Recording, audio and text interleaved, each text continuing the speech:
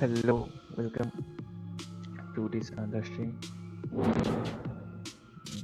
So today we'll be continuing what we did earlier.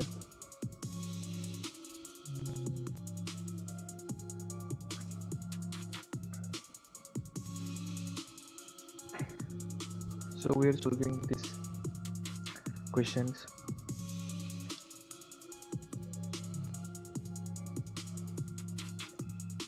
This is from the topic binary search.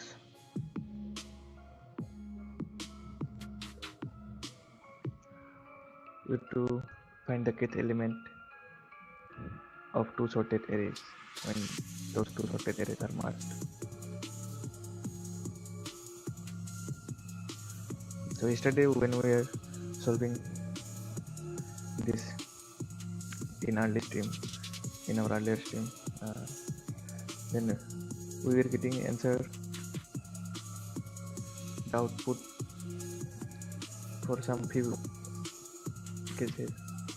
For this we are getting the output, for this also we got the output, and for another case too.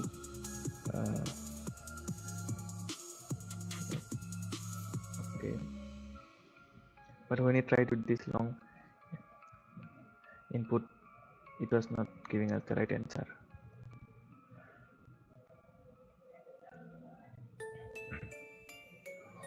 So there was something error in the conditions, but logic was correct. So few changes were required.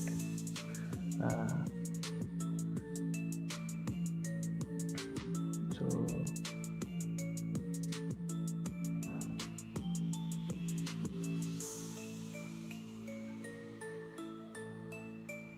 actually we are getting runtime error. The reason why we are getting runtime error is due to we have taken the condition the value of low and high. Sorry. The value of low and high were not correct actually.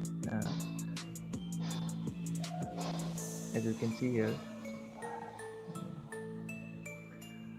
yesterday we took low as 0, high as k, but we need to fix that because high equal to k means our binary search will start from 0. Binary search range will be from 0 to k. K is the number of k is the position of the element that we need to find out, or we can say that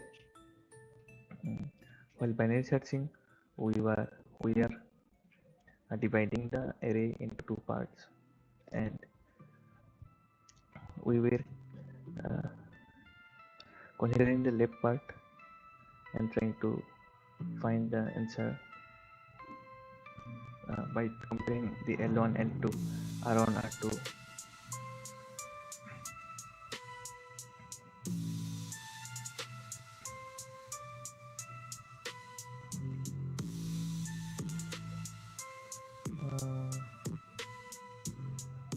There was an explanation given here.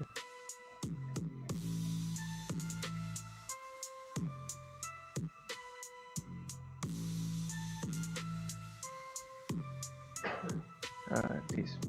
So the maximum possible value of x.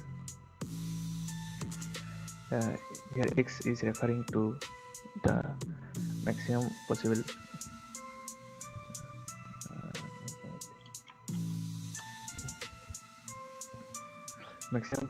elements that we can take on left side from array 1. As we are again changing the value number of elements that we are taking from array 1,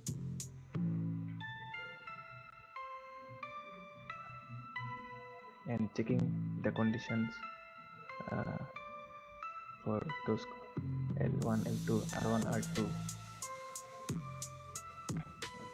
If they satisfy the condition R1 is less than equal to R2 and L2 is less than equal to R1, then we'll get the answer and we'll move forward.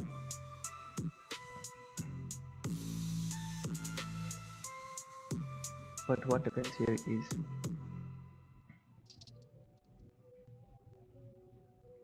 where is the explanation? We want to build the left sub array of size k. So the maximum possible value should be k. But if we are considering array 1 of size n1 and n1 is less than k, in that case the maximum possible value will be n1. So after generalization, the maximum value will be minimum of k comma n1, where n1 equal to the size of the smallest array. Here n1 equal to minimum of m comma n. So what it is saying is that for the maximum value of x, we have to consider the size of the array 2.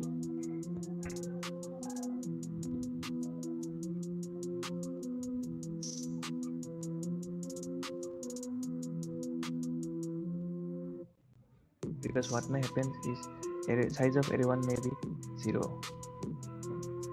Then what will be the size of k? But k will given, value of k can be given because we will be having elements in array 2. So from array 2 we have to take the value of x.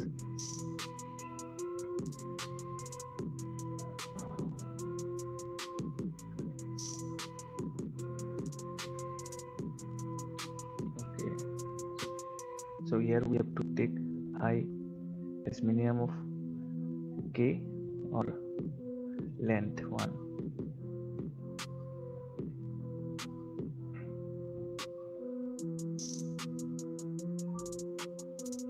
Because if length of array 1 is 0, then we know that no elements from array 1 will be there while calculating the required element in the position, as we have to satisfy this condition.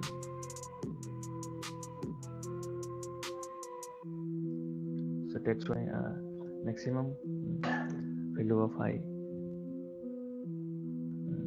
will be minimum of k or length of 1.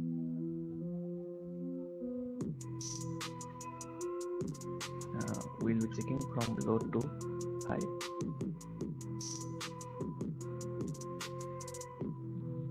And for the minimum value, what we have here is that given array 1 size, that is m equal to 6, size of array 1 is m equal to 6, and size of array 2, that is n equal to 5, and k equal to 7. Okay, now the lowest value of x, that is the number of elements that we should take from array 1, should be 2, because we need the 7th element that is in 7th position. Okay, so if we take 2 elements from array 1, then we have to take 7 minus 2, 5 elements from array 2, and the size of array 2 is 5. Size of elements in array is 5 only, so we can't take more than 5 from array 2. So from this we can reduce the condition of the minimum possible value of x.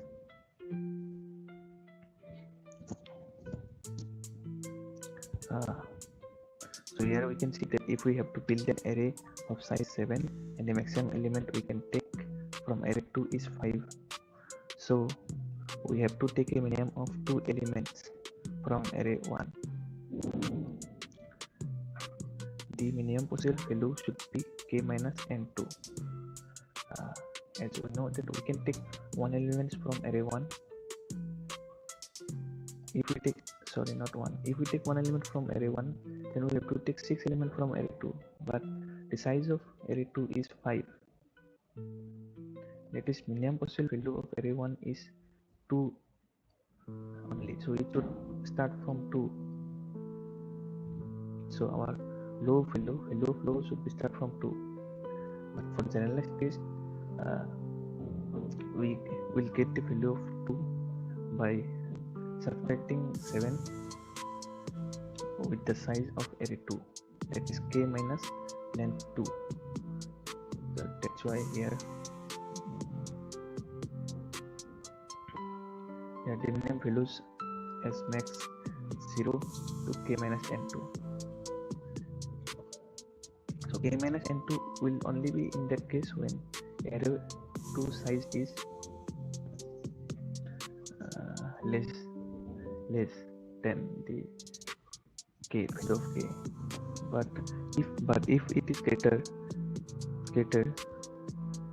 or if the size of array 2 is 7, then we can take 0 elements from array 1 and all other 7 elements from array 2. That's why we can write max of 0, k minus n2. If k value is greater than n2, array of size of array 2, then automatically it will, the value of k minus n2 will become negative, and the getter of 0 and negative value is 0.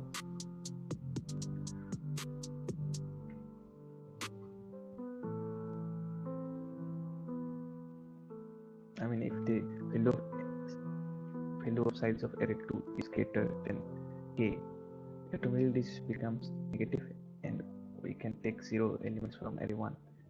Then the max function will give us 0 in that case. So that's why minimum possible value. So the max of 0, k minus length 2. So these two changes that we have made here. The rest of the codes are same from yesterday stream. So actually the issue was in the search space. So this is the search space where we are applying our binary search, starting from low to high.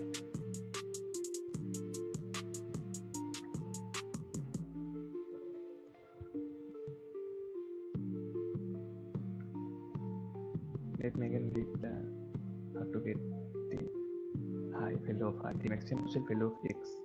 We want to build the left subarray of size k. So the maximum possible value should be k.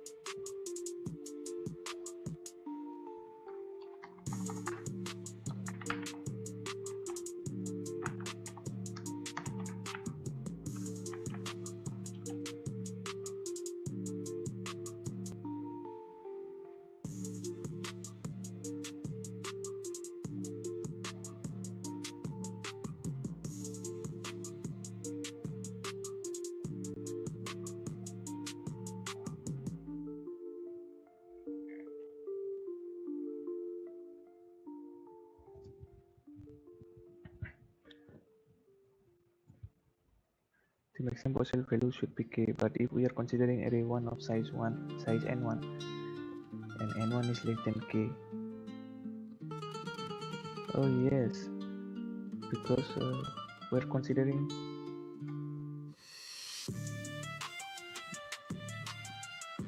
our search space, we are taking elements from array 1 and the rest of the elements from array 2. So whatever the maximum whatever the maximum elements that we can take from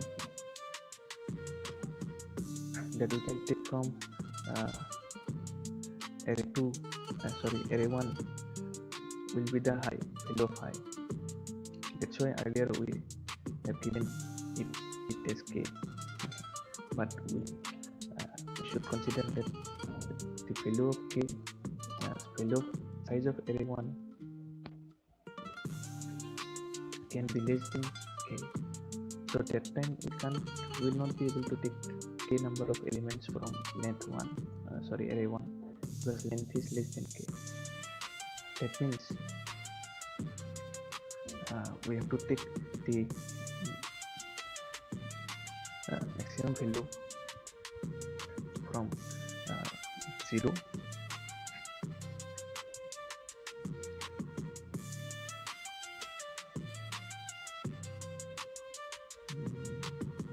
okay.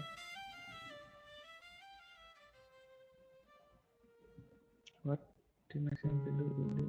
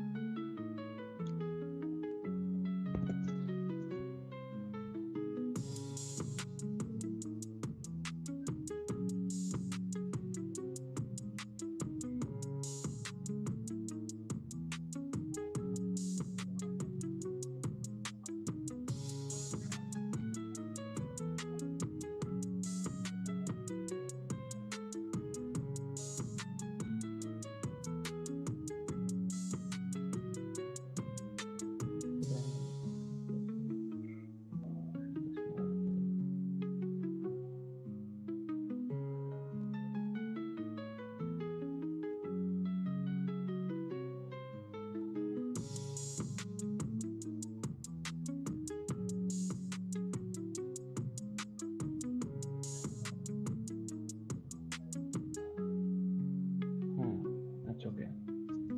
So the maximum value we can take is the minimum of k and n1, because if n1 is less than k, then we'll not be able to take k elements from the array, first array, because size of first array is less than k. So that will be the maximum value that we can take from array 1. That's why we have given high as k, comma l1, and the maximum value we can take depends on the array 2, because array 2 gives us a limit that how many minimum values that we have to take from array 1, so that rest of the values we can take from array 2. So after fixing these two issues, our code runs successfully and it's correct. And I have deleted, I guess, this condition L2 greater than R1, because by checking only this we can use this condition, and when L1 is greater than R2, it will be executing this high equal to mid-mention. We don't need to check the L2 value, so that will be overkill. That's why I removed the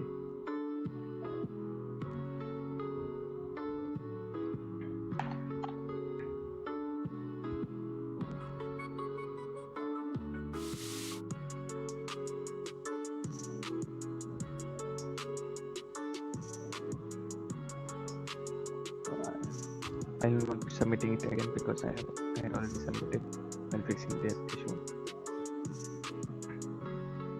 The time complexity here, let me submit by the way.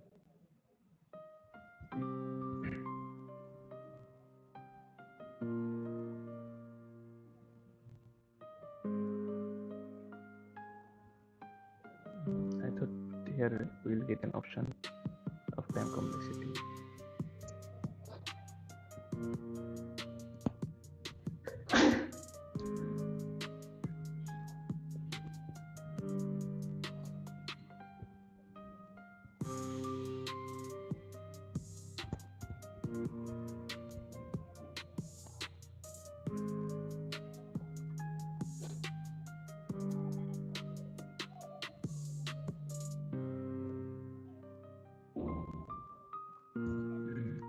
So probably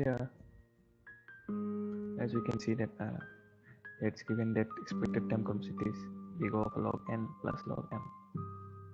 So we can see here that our loop will run from low to high. The below of low minimum can start from 0, the maximum value of I can be the maximum length of 1. That's why we have here big O log m. M was the size of array 1, and we also have here k minus then 2. So after combining these two size of the array 1, it is depending on size of array 1 and array 2. That's why the range, as we will be applying binary search on the size of the elements, so and it is binary search, so it will have log n and log m. So we just add it, and this is the big O notation. We have this big O notation, that's why we are writing big O of log n plus log m. That is the time complexity, and auxiliary space big O of log n. Here n is written at first, n referring to the size of array 1 here.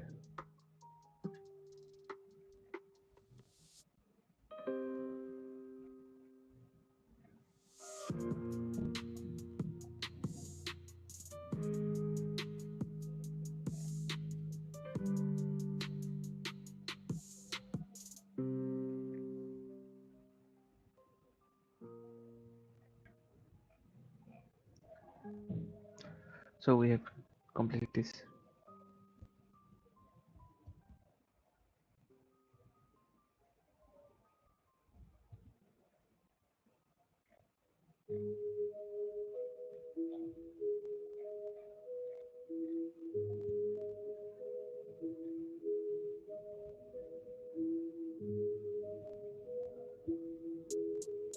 Another way to look at the time complexity is that by if we see minimum of n comma n, because in our code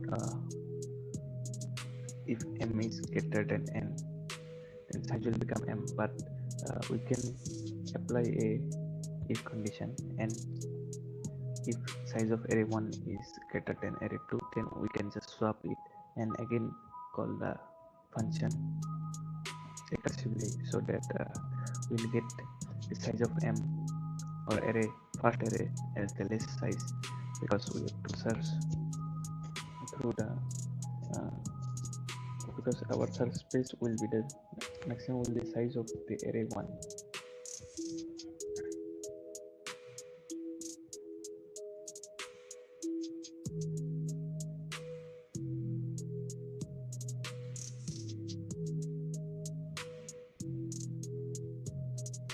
Yes, the space complexity is big of 1, but we have not taken an extra array. We are just using some variable and storing the value, and which I can send this.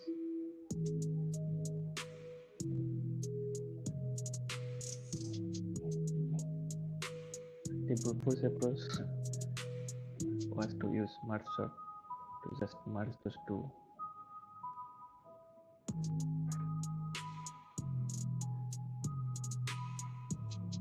And after merging, we can just output the element which is in our required position, but it will take extra space of size m plus n to store it.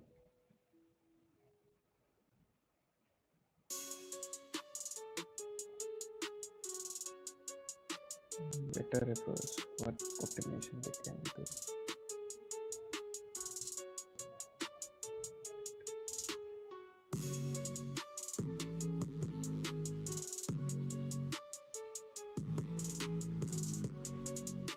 We will declare the counter called count and initialize 0. Now as usual, we will take two pointers I and j, where I points to the first element of array I and j points to the first element of array 2. Next, using a while loop.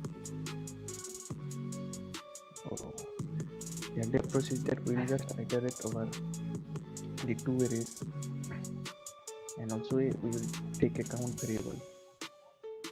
So when the count variable matches the value of a, which will be the position where we will have our answer, then it will just stop and print that value, or we will store that, then we will end that loop and we will print that. So here we can see if array I less than array 2 array j, check count performance operation and increase I, because if size of I is less than j, then we have to increase the value of I. I will be traversing through array 1, j will be traversing through array 2. Oh, here they did not use, we don't need to use extra space, but we need to use variables and store the value.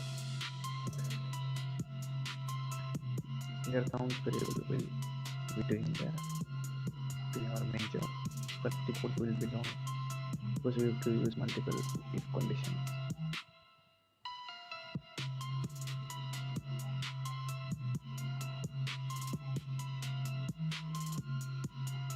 Okay, so we have to do it.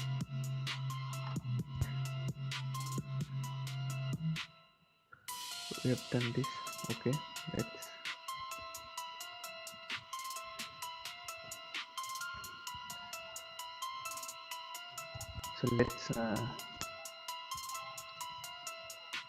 see what is happening in the cyber world, means in the world of cybersecurity. Here I have not got update from the days. Cybersecurity.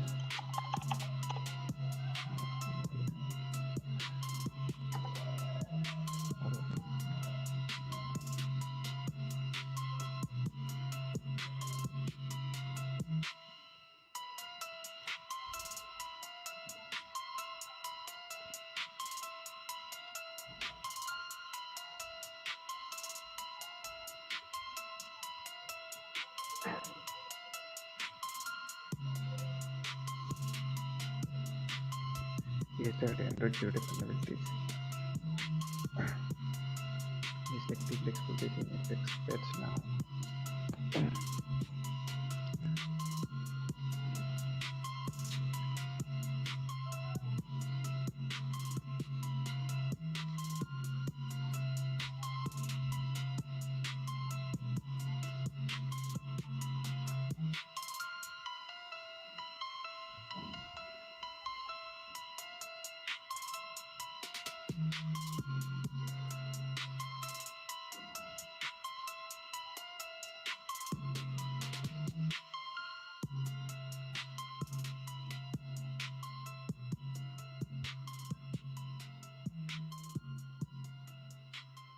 Disclosed in Android latest security bulletin.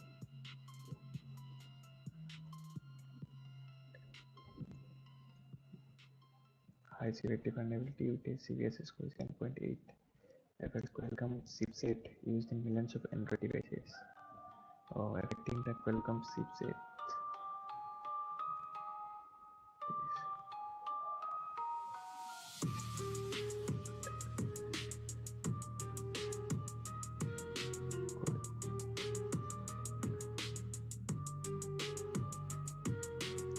Attackers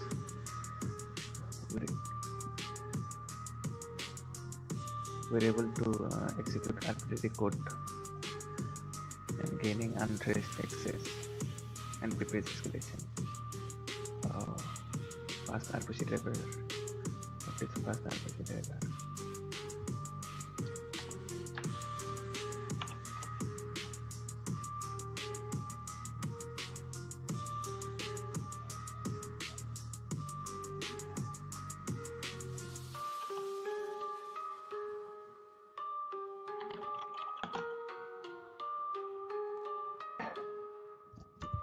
Inter-process communication.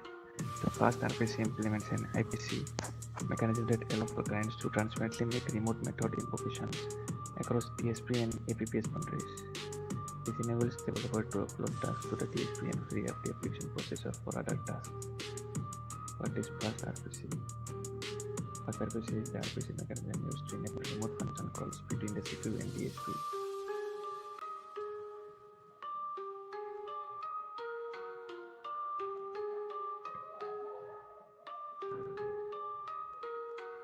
basically it's an inter-process communication mechanism. This is having some flow here. Free flow in quantum fast RPC driver could allow attackers to execute RPC code.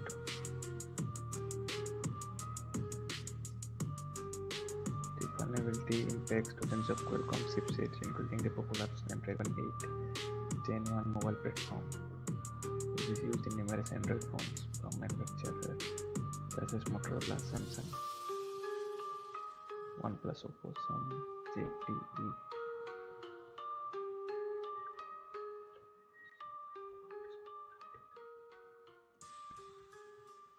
Okay, patches have been rolled out.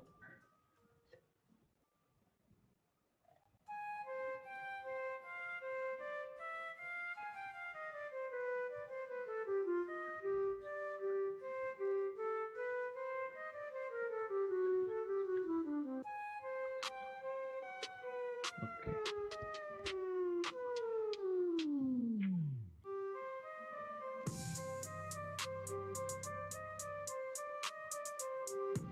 Cybersecurity is available right now.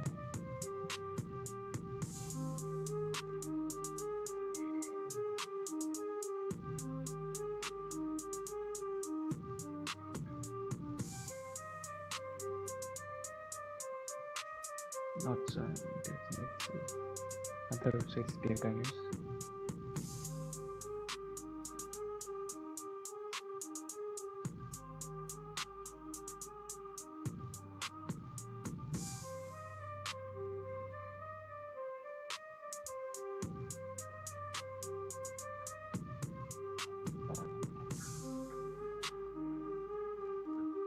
Windows 4.0 malware infects scammers.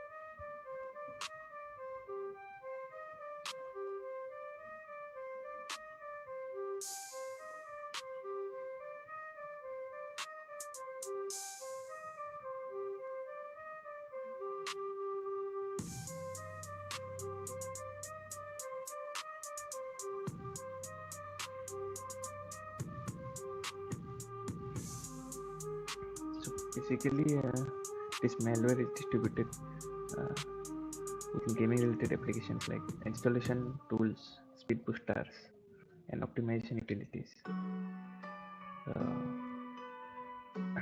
And it is rebuilt from Khosrat. Let's see this article to Khosrat. What is Khosrat? Slamming data plus spice rate and super cost in global espionage campaign. Espionage campaign.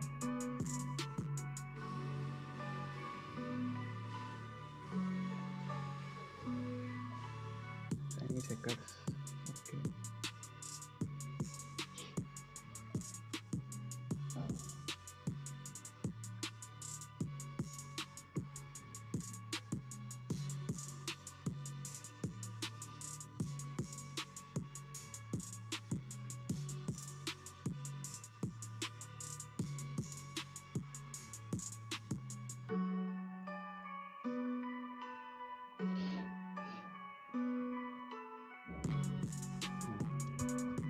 So they are distributing the malware through telegrams, and search engine optimization tactics, and also through social media.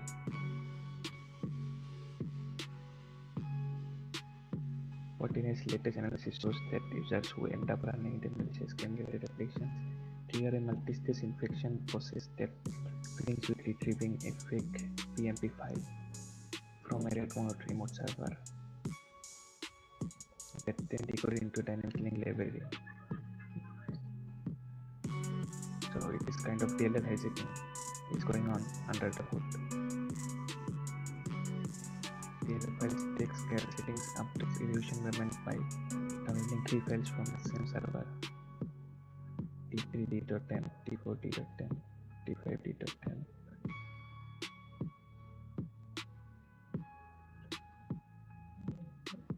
Finally, an executable is executed.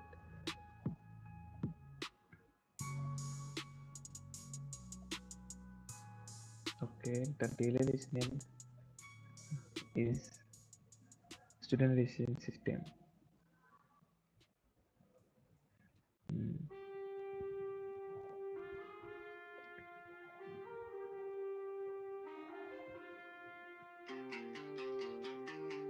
Next step, the binary is employed to load reset.dll, which then extracts and executes the second step cell code from T5D.10. The mailer process to establish contact with its command and control C2 server. The IP is given here. Using the TCP protocol and receive another DLL.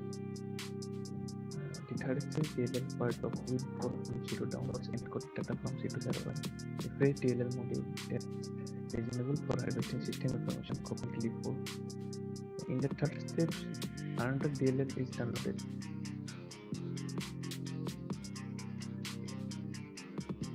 A fresh DLL module that's responsible for harvesting system information, copying clipboard, content gathering data from cryptogram wallet extensions. OKX it's a three-step process. Win 4.0 also enables the delivery of additional plugins from the C2 server that allow it to capture screenshots, upload sensitive documents from the e-commerce system. Win 4.0 is a powerful framework similar to Cobalt Strike and Silver that can support multiple functions and easily control compromised systems.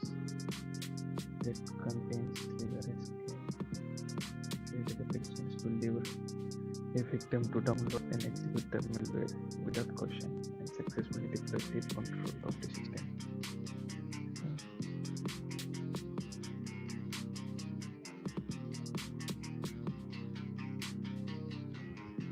Speak loudly. Okay, I should increase my voice.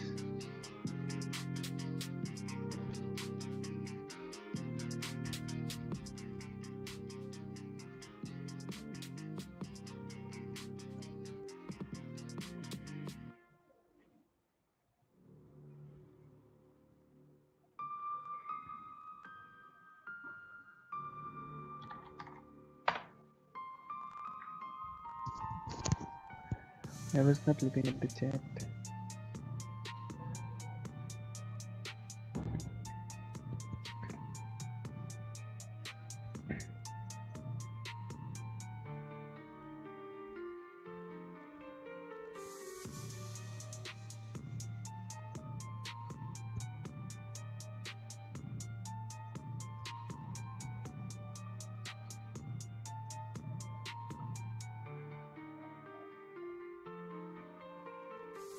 Everywhere nowadays,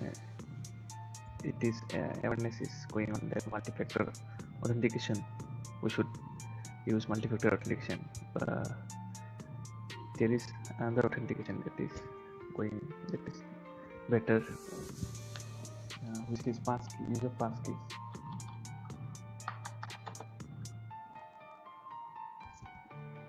Passwordless authentication.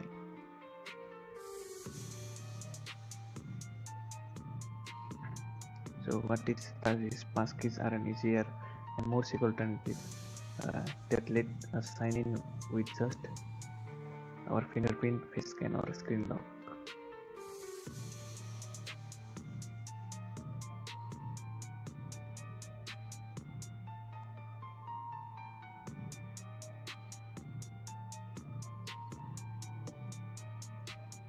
Okay.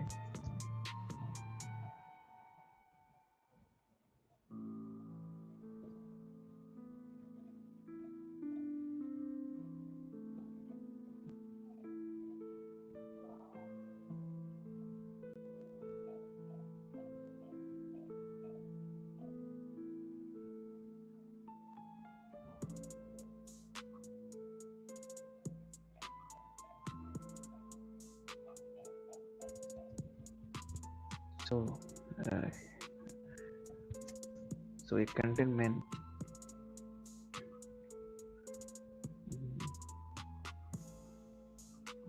selling Snowflake data.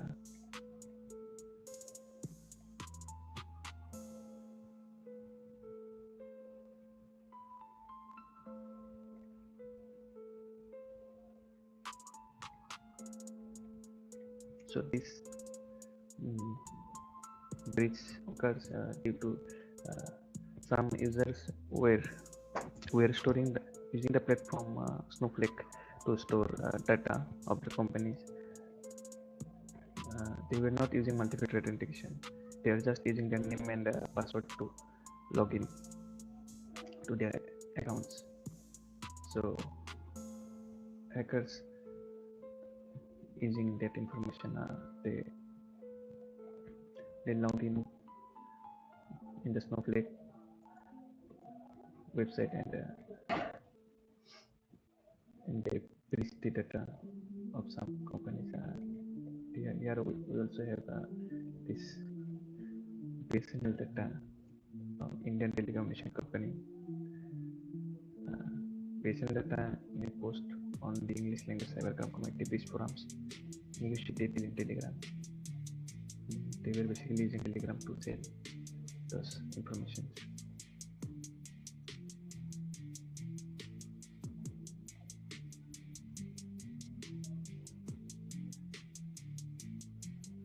Sources involved in the investigation said UNC 5337 has focused on hacking into telecommunication companies around the world. Those sources told Krebs on security that Prince and Swedish are suspected of stealing data from India's largest state-run telecommunication firm, Bharat Sanchar Nigam Limited (BSNL), and that the duo even bragged about being able to intercept or divert phone calls and text messages for a large portion of the population of India. The hackers were able to intercept and or divert phone calls and text messages. It's a serious issue here.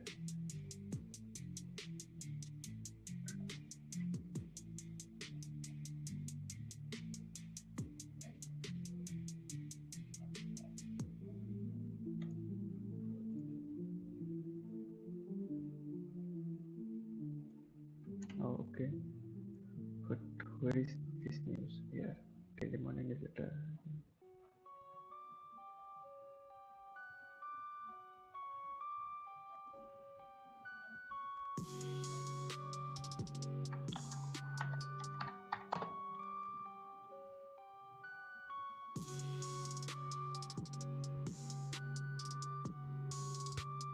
Oh, we got this. 278 GB of sensitive telecom information twice in 6 months. So what is MTS?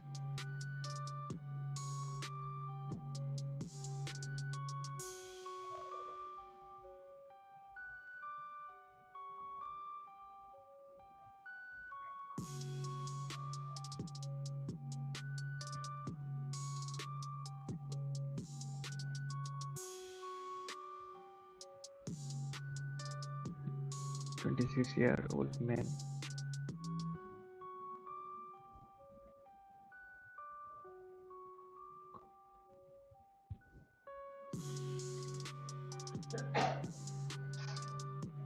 here.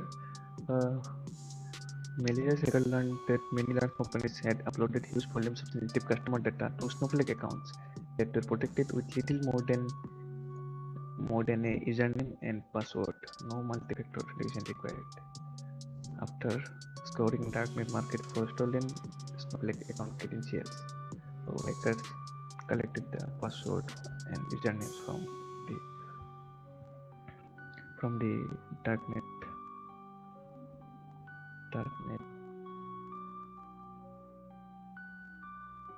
dark web. It's dark web market.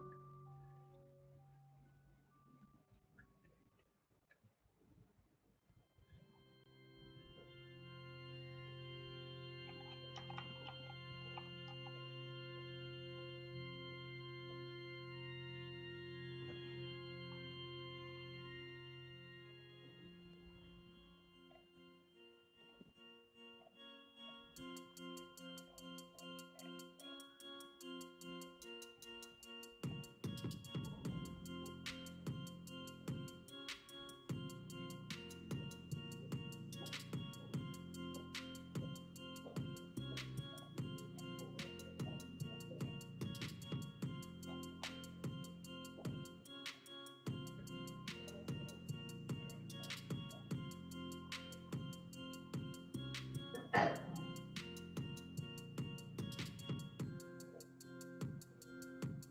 moving forward in this stream,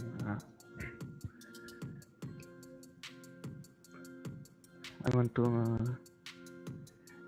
share about this awesome GitHub repo, Dylan erupts, where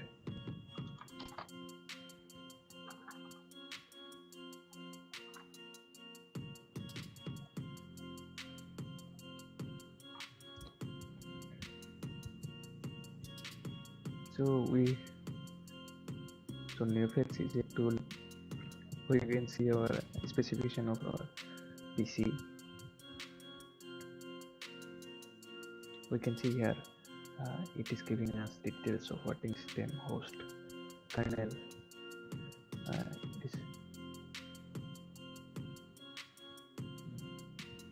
It is a command line tool which is written in Bash 3.2.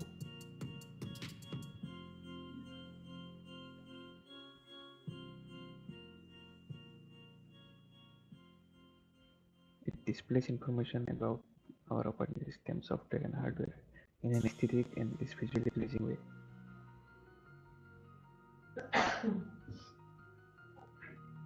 So, if you are using a Linux-based system, where you can run Bash,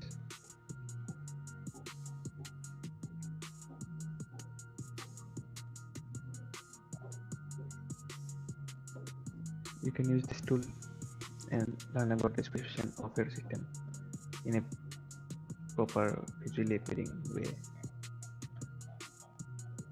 So to install this tool, universal install.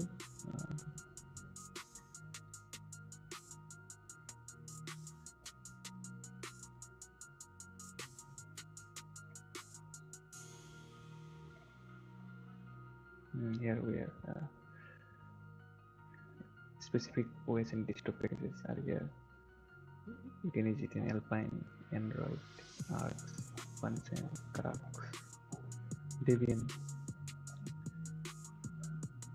Fedora, Red Centris, Media, and Mandriva. Here all the commands are available here.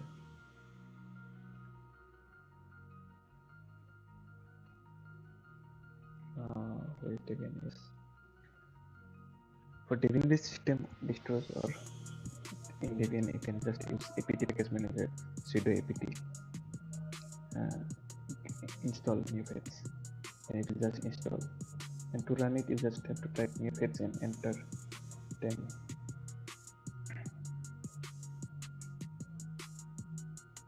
Then you will get this type of output here. If you are using Debian, it will show the logo for Debian and SAS. Now, for if you want to use it in Windows, does it support? Never support Windows only predefined operating system from Linux to Windows. Okay, let's see what's the have to run it on Windows. Now we got it. Yeah. To run it on Windows, we have to use scoop install NeoFX. We have to use scoop. Scoop is similar to the package manager.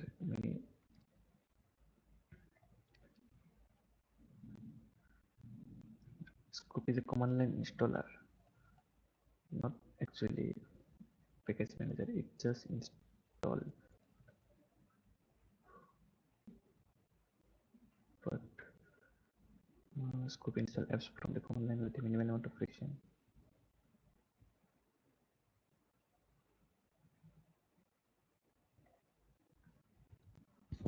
But where does they store information about those apps that they have to install?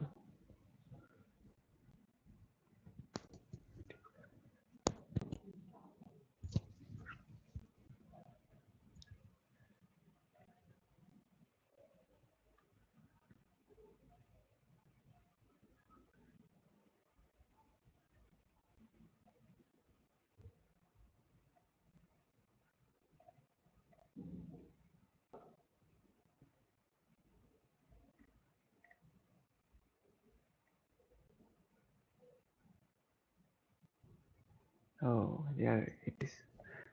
Here we have the information. The apps that are most likely to get installed fine with Scoop are those referred to as portable apps. These apps are compressed files which can run standalone after being extracted. This type of apps does not produce side effects like changing the Windows history or placing files outside the app directory. Uh, Specific kinds of files can be installed using Scoop, and Scoop is running on Windows. So it just uh, copies the file and extract it and runs it. It adds it to the environment variable so that we can run it from our terminal.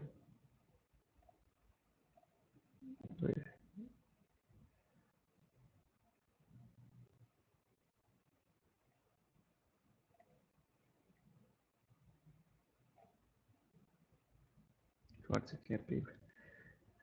Prevent pollution the path environment variable. Normally this variable gets clustered as different apps are installed on the device. Airport channels with side effects. So these are installed under Scoop, these tools. So Scoop tools default location.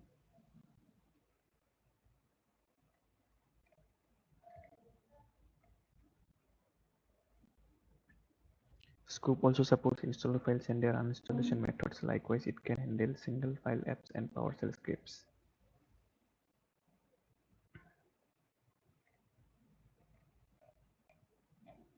Okay, it's an installer, command installer. Okay.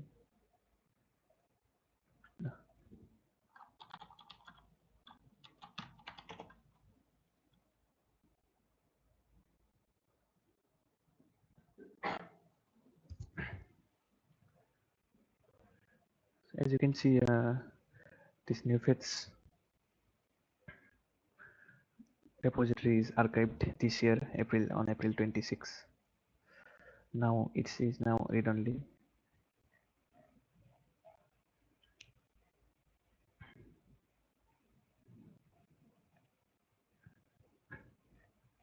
There was another tool that was servicing after NewFeds got archived.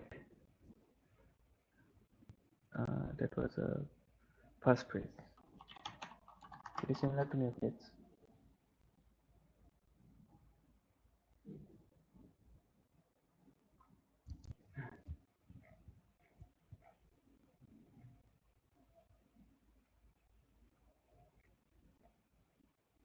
We get information of OS, host, kernel,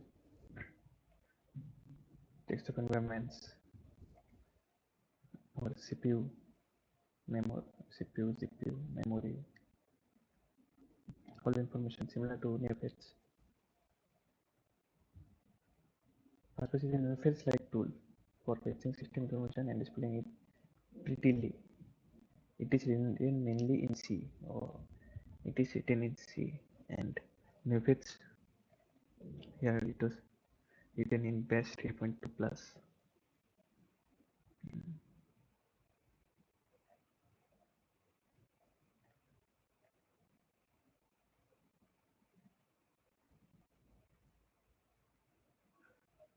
For Linux, we can install it using apt.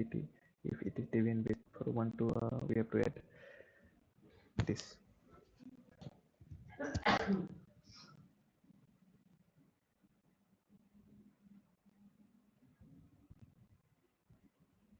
We have to add this. After that, we will be able to use this command to install path space.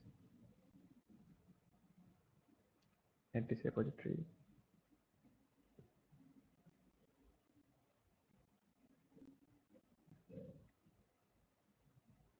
Now we have got all types of commands here to install.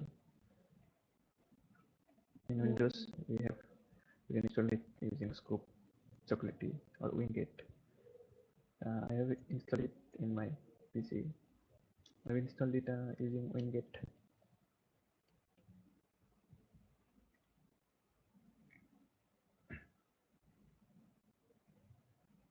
Termax for Android.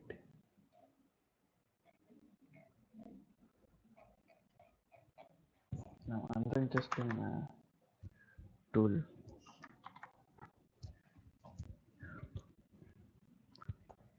that has been created by Deliner apps is that PyWall. So what this does is that it it generates and color schemes according to the image that you provide.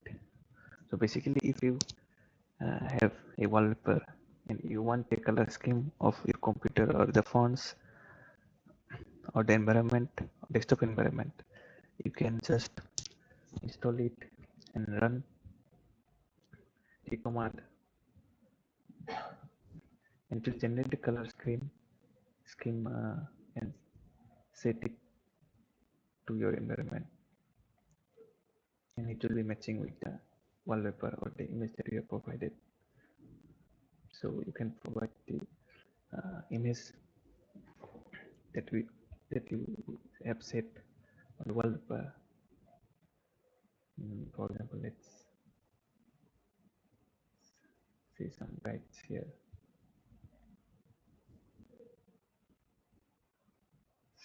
There are dependencies here.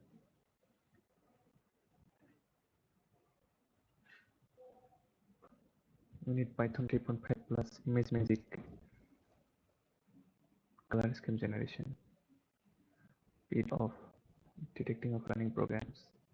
XFCE is, it supports XFCE desktop environment, Cinnamon unmade, desktop level setting.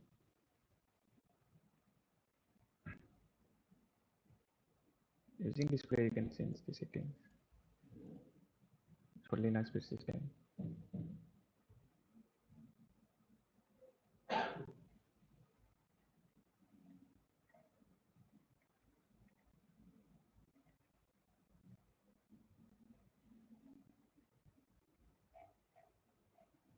I guess it doesn't run on Windows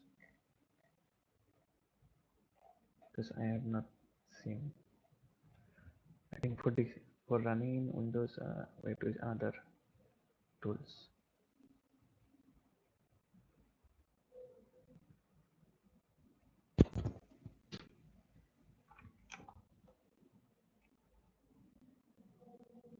Oh, it's changing.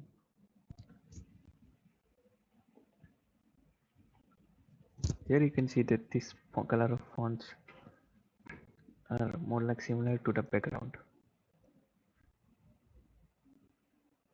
That's what iWall can do. Screenshots. Oh, it is opening already. Okay.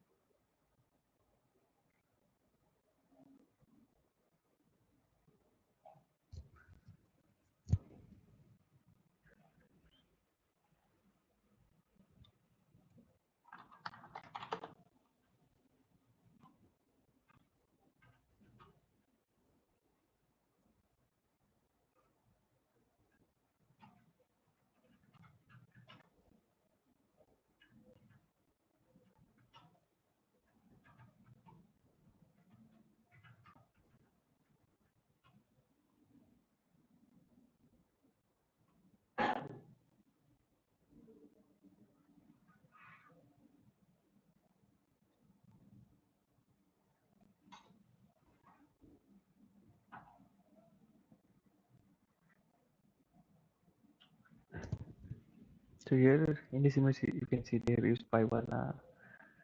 The font color is matching with the wallpaper, the color scheme. So you can generate it by using the PyWall tool. So it's very eye-shooting.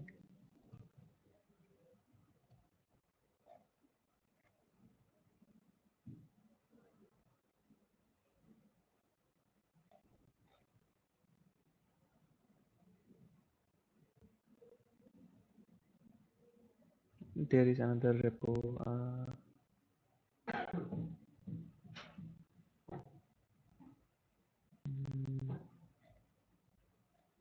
new face themes. So there are different kinds of new face themes are there. Basically, there is a config file which you can edit, and also you can add that what image or logo that you want to make here visible. Uh, I think I contributed one,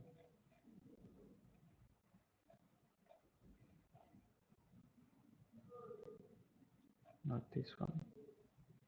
Yes, this. So I basically edited the configuration file and added these characters, and these are all lines in the text. And there is another file where you will get this ASCII art. So I named it as task measure. There is a video writing or changing the config file on my channel. Many cool things are here.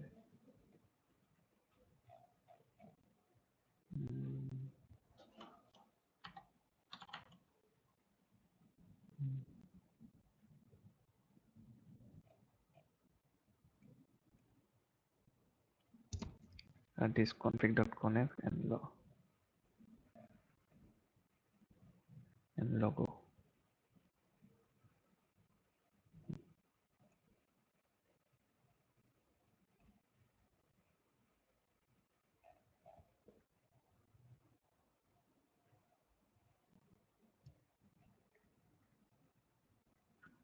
GitHub link. Okay, I'll be sharing it.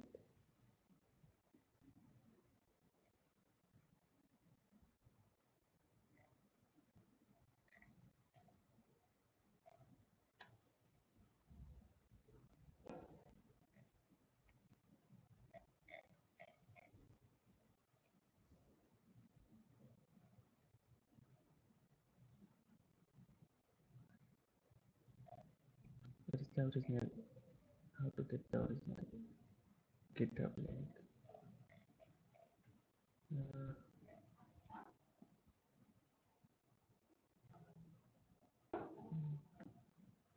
Got it.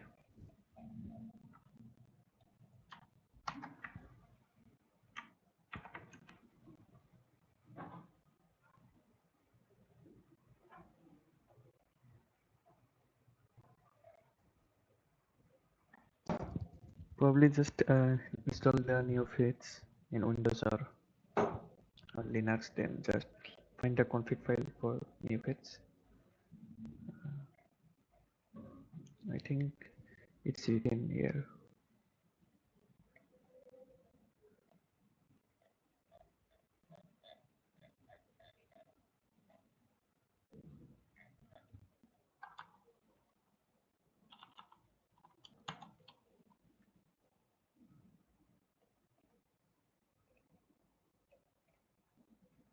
Yes. In the home directory of the user itself, in the folder.config, there is new feeds folder, and here we will find two files, config.conf. And inside this, we have to paste the two files associated with those themes. Then it will get updated.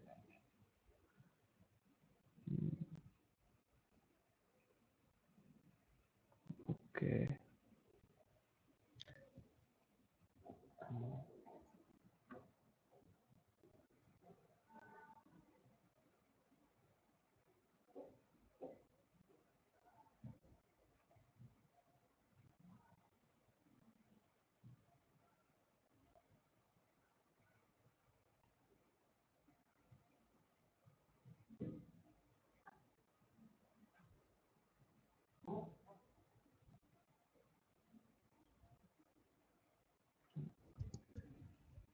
Sorry.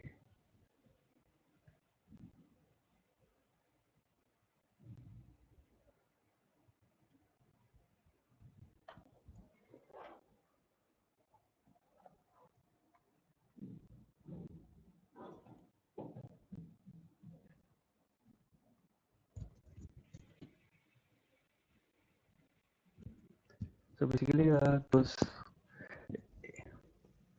the Pyval is used in rising the operating system. So what basically is rising?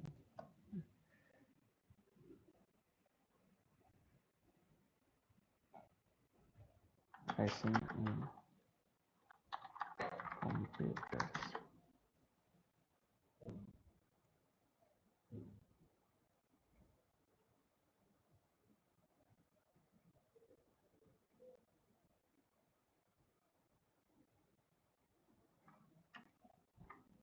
So rising is a process in which we customize a computer operating system to improve the look or the operating system, in which we can use it efficiently and as far as quickly as possible. For that, we can learn different shortcuts and add different shortcuts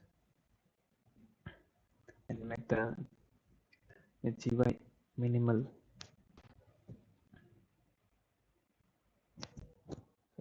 So rising one can create a fully customized system that fits their specific needs or desired appearance. What operating system are best for rising? Obviously, it's Linux. The process of rising is typically done on Linux operating system. However, it can be on any operating system.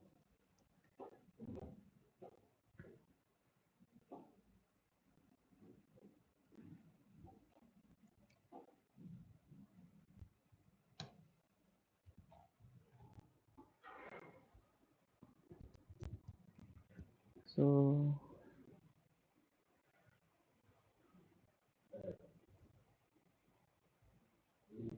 it's been 1 hour of this stream.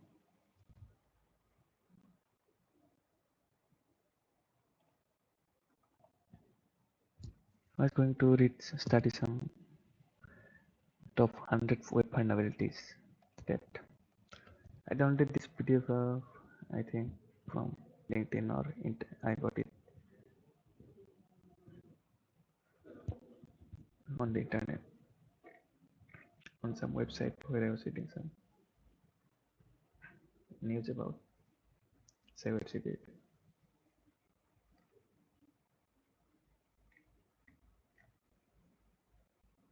Let's read some of them for today.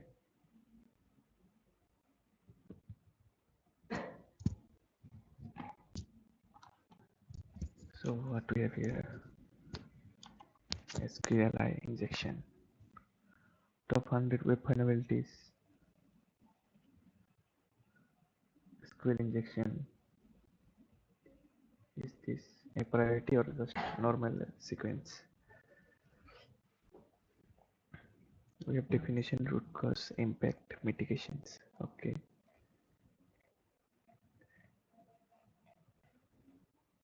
SQL injection.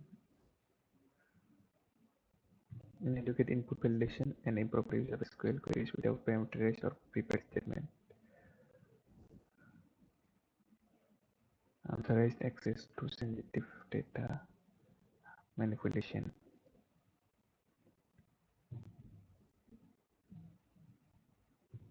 Data manipulation, database corruption, or complete system compromise. Mitigation use parameterized queries or prepared statements to prevent SQL injection. Parameterized queries.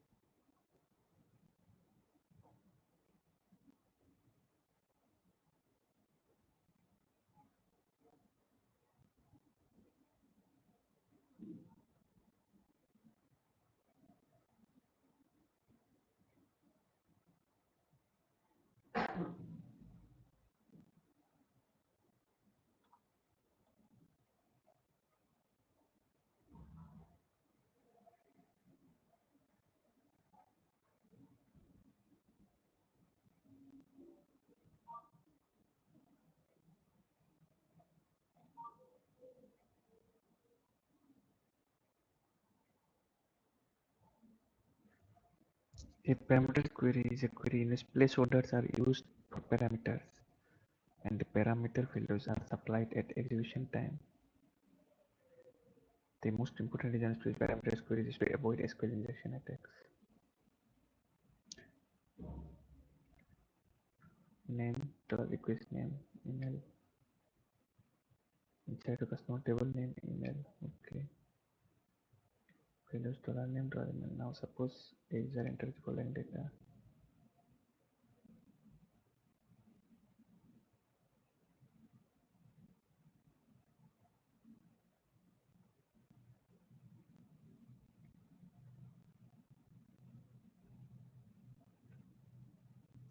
Oh, this will work if the parameters queries is not used. So this is unparameterized queries. Unparameterized. Okay. How does parameterized look? Simplest and most effective way to avoid this scenario is to use parameterized queries. Here we have parameterized queries. Parameterized, what's the difference between these two? We have name, email, params, name, email, query, params. Okay, here it is taking the parameters first,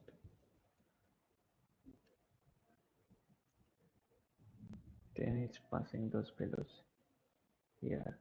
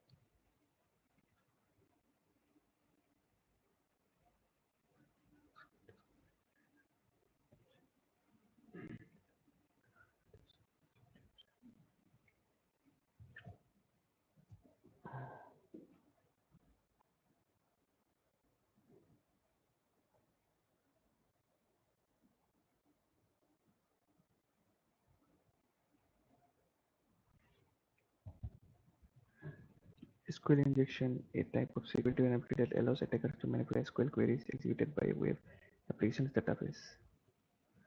So we have to implement parameterized queries to avoid this type of vulnerabilities.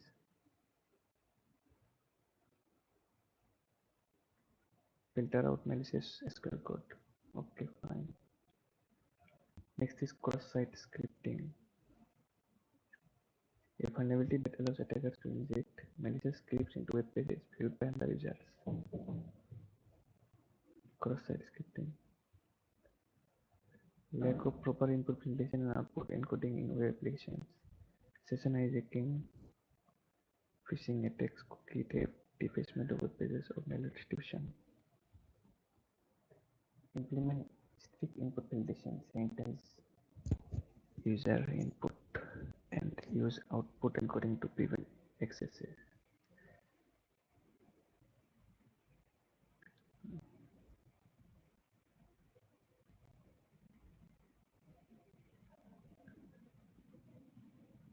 So we have to sanitize the inputs that we take in our websites, and also check before outputting the result, and use output encoding to prevent excessive attacks. Use content security policy. headers to restrict the execution of scripts. Okay.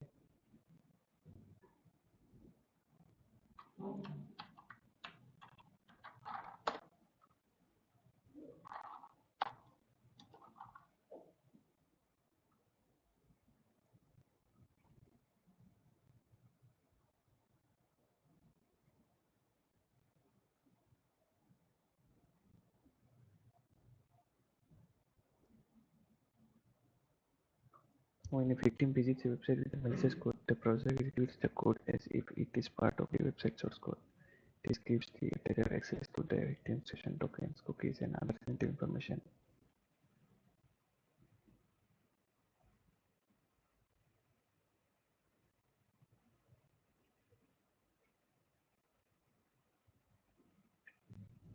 Bypass access controls impersonate user.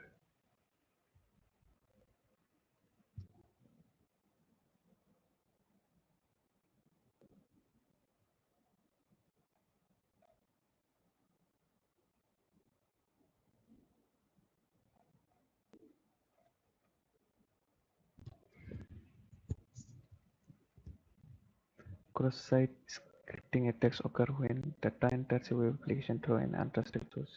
Most frequently, a web request, the data is included in dynamic content that is sent to a web user without being validated for malicious content.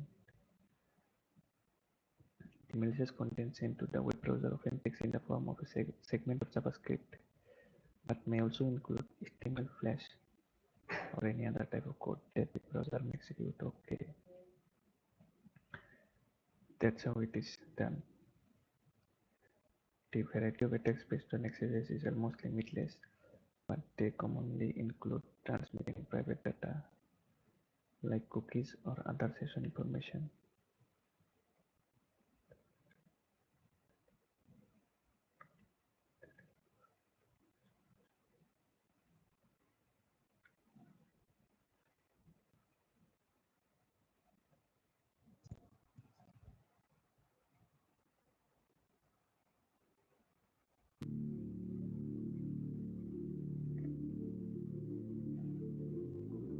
I don't know why my music got stopped.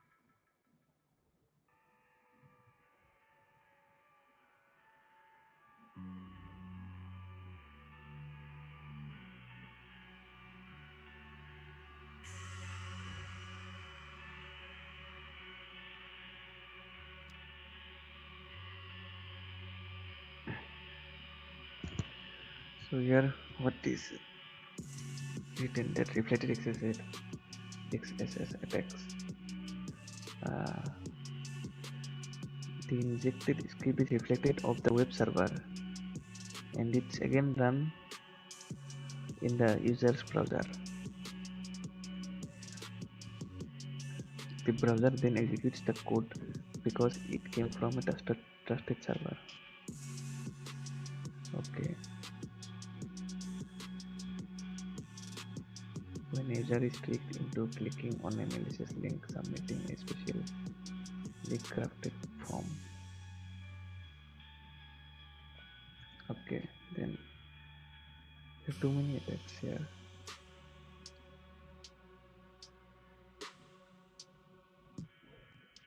Attack consequences, stored excessive attack, blind process scripting.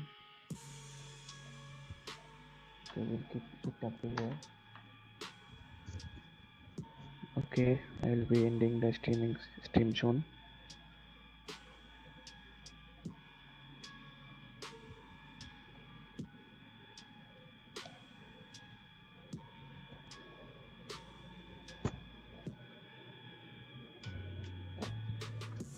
Before that, let's play some Tetris.